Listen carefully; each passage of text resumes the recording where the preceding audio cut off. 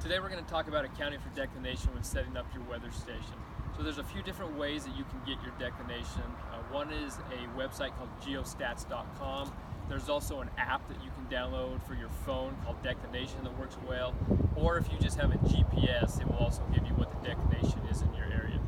So when we are trying to account for declination, we basically have to know what that number is. And so if you look at a declination map, on it is a line called the agonic line, and it's basically the zero declination. Now that follows a pretty substantial landmark that we like to use, which is the Mississippi River.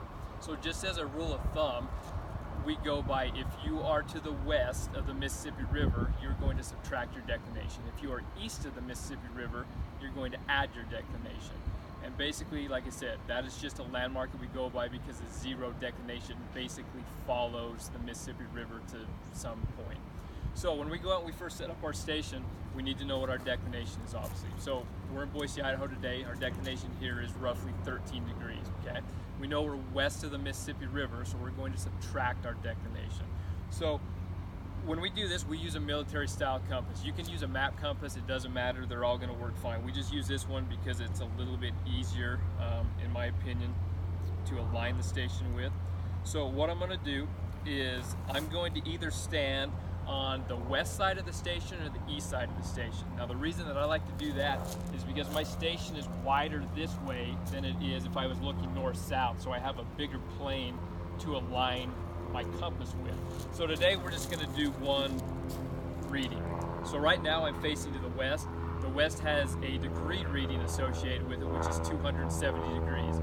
So if we take 270, we know my declination is 13. I'm west of the Mississippi River, so I'm going to subtract that value. So 270 minus 13 is going to give me a value of 257 magnetic because I'm using my compass. So what I'm going to do is I'm basically lining up my alignment pin down the front of that station, and then I'm going to look inside and see what number reading I'm actually getting. So if I look right down the front of that station and look at my alignment pin, right now I'm sitting about at 265. So we're pretty far off, so we need to tweak that in a little bit, okay? So I'm going to come over here and I'm just going to tweak it just a little teeny bit. We don't have to go a whole lot. So once I get that, I'm going to go back to my starting point. Now I have to adjust my body the same direction as I twisted the cabinet. If I stay in the same location, I'm not really gaining anything. So I move, I'm on the same plane as the front of my cabinet again, and I'm just going to put my alignment pin on it.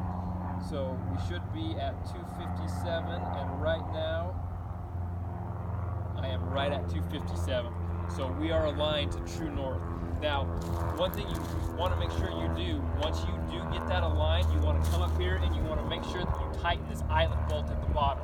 Snug it up pretty good because we don't want this thing to be able to twist. Because at that point, we're not going to move the station at all. We're already set to where we need to be. Now, your permanent stations also need to be aligned correctly. You need to account for declination with them. So we're going to walk over here to our permanent station.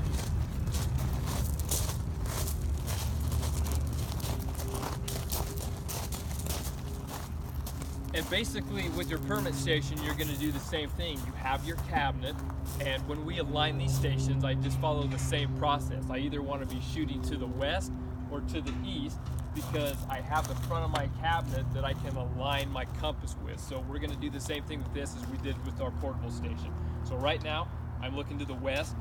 West again is 270 degrees. We know my declination is 13, so 270 minus 13, we're at 257 magnetic. So I'm going to do the same thing. I'm going to take my alignment pin and I'm going to run it down the front of my cabinet. And we should be sitting right at 257. And we are set to 257, so this one is good.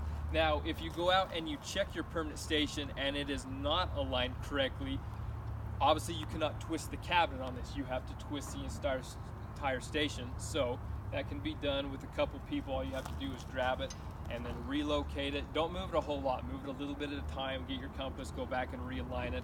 And once you get it to where it needs to be, make sure that you secure the feet and you should be good to go.